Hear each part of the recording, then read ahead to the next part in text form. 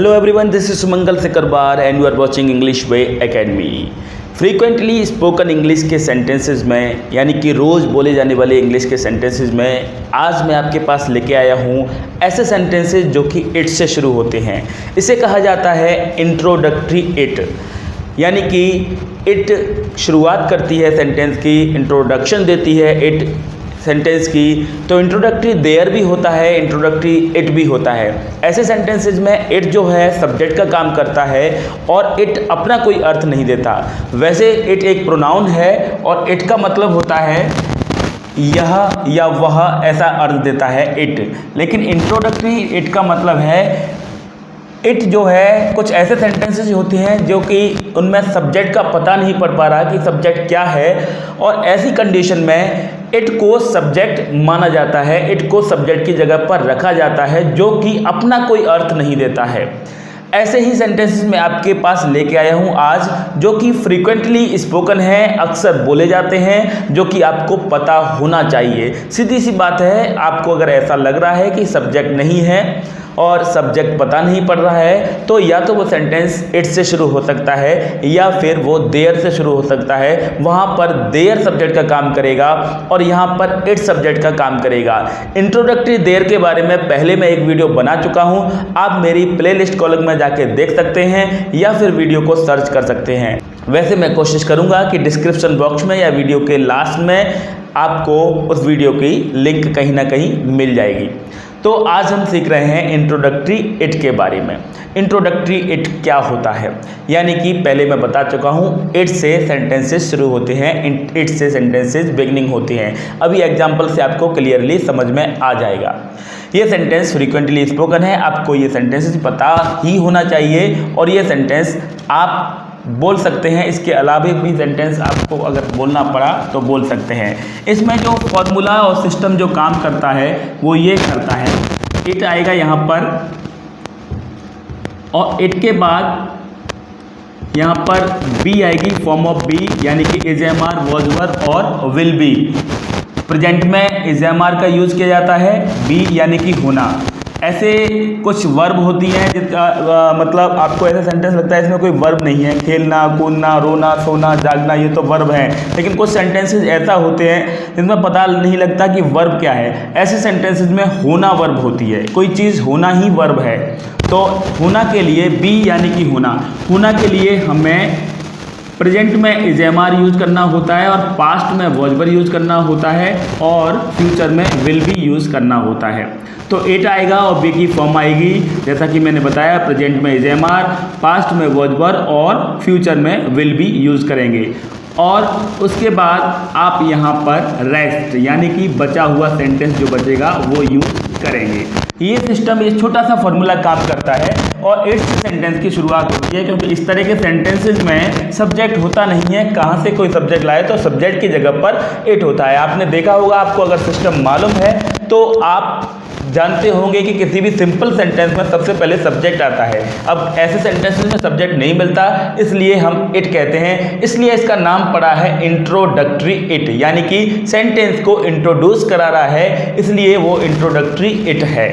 देख लेते हैं सेंटेंसेस कैसे हैं। जैसे यहाँ लिखा है, अब पछताने से कुछ नहीं होता। अब इस सेंटेंस में हम ढूंढ नहीं पा रहे हैं कि सब्जेक्ट क्या है।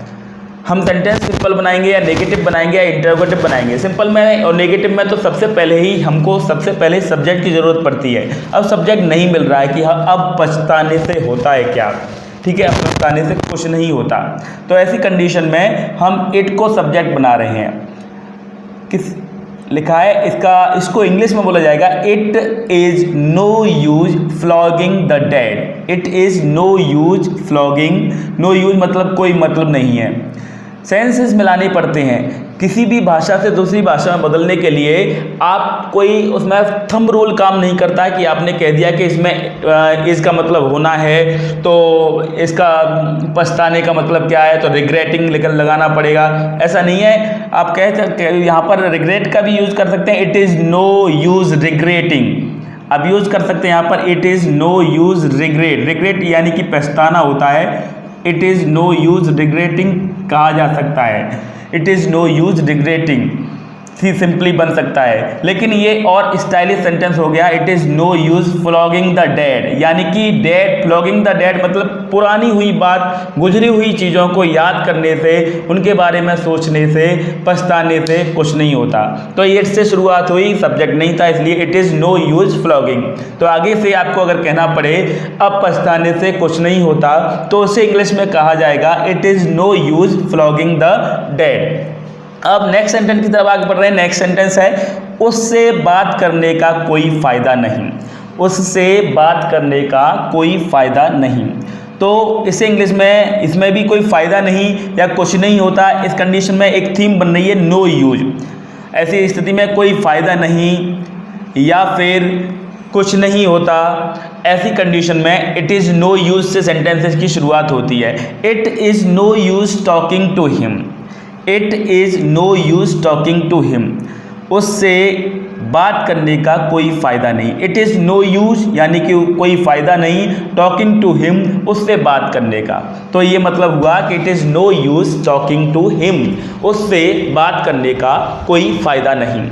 अब हम बढ़ रहे हैं नेक्स्ट सेंटेंस की तरफ। नेक्स्ट सेंटेंस है ये मेरे बस की बात नहीं। देखिए बस की बात नहीं, जब आपको बस की बात चल रही है कि ये मेरे बस की बात नहीं, इस सेंटेंस को इंग्लिश में कहा जाता है, बस की बात ना होना एक मुहावरे के तौर में प्रयोग किया जाता है, कप ऑफ टी।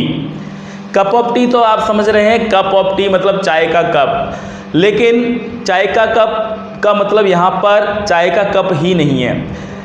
देखिए यहाँ पर सेंटेंस को देख लेते हैं पहले, ये मेरे बस की बात नहीं, इसको हम कह रहे हैं it is not my cup of tea. यह it is not my cup of tea, इसका मतलब हो रहा है ये मेरी बस की बात नहीं। अगर आप वर्ड टू वर्ड मिलाएंगे तो मतलब निकलेगा कि it is not my cup of tea, यह मेरे चाय का कप नहीं है, यह मेरी चाय का कप नहीं है। तो इसको ये मतलब नहीं निकलेगा। चाय का कप यानी कि बहुत इजी बात है, मैं हाल अब मेरी चाय है तो मैं तुरंत पी जाऊंगा, बहुत जल्दी पी जाऊंगा, मतलब बहुत आसान है मेरे लिए। तो यह मेरे लिए आसान नहीं है, यही अर्थ निकलता है उसका एक्चुअली में कि यह मेरे बस की बात नहीं, या अपन कह सकते हैं कि ये मेरे लिए आसान काम नहीं है। तो इसको इंग्लिश में कहा जाता है it is not my cup of T. आप कहीं भी इस सेंटेंस को, कहीं भी इस फ्रेज को यूज कर सकते हैं, कप ऑफ टी को। It is not my cup of T का मतलब हुआ यह मेरे बस की बात नहीं, या आप कह सकते हैं कि English speaking is not my cup of T, अंग्रेजी बोलना मेरे बस की बात नहीं। तो ऐसे आप कप ऑफ टी शब्द को यूज कर सकते हैं, बस की बात ना होना। और यहाँ इंट्रोड्यूस कर रहे हैं इट से, तो हम कह रहे हैं it is not my cup of T. किसी ने कोई काम आपसे कहा कि यह काम आपको करना है और आप उस काम में सहज नहीं है, आप उस काम को आसानी से नहीं कर पा रहे हैं, आपके बस की बात नहीं है, तब आप सिंपली कहेंगे it is not my cup of T, या फिर it's not my cup of T, ऐसे बोला जा सकता है। तो आपको समझ में आ गया होगा कि कप ऑफ टी कब कहा जाता है। कप ऑफ टी का मतलब हुआ कप ऑफ टी एक फ्रेज हुआ जिसका मतलब होता है बस की बात ना होना, बस की बात ना होना। कप ऑफ टी का मतलब हुआ बस की बात ना होना। अब हम बढ़ रहे हैं नेक्स्ट सेंटेंस की तरफ। ऐसी बात नहीं है, ऐसा नहीं है। अक्सर हमें कहना पड़ता है, किसी ने आपसे कहा कि अरे तू तो बहुत ज़्यादा घमंडी हो गया है, या कुछ भी बोला, ऐसी कंडीशन में आप कहते हैं नहीं ऐसी बात नहीं है, या फिर ऐसा नहीं है, आपको गलत लगता है, ऐसा नहीं है, ऐसी बात नहीं है। सिंपली इस सेंटेंस को ऐसी बात नहीं है। अब इसमें भी देखिए सब्जेक्ट कोई समझ में नहीं आ रहा, ऐसी बात नहीं है तो क्या कहेंगे, ऐसी बात नहीं है, तो बात को बनाएंगे टॉकिंग इज नॉट, ऐसे किस तरह से बनाओगे। तो यहाँ सब्जेक्ट नहीं है, ऐसी कंडीशन में इट को हमने सब्जेक्ट बनाया है।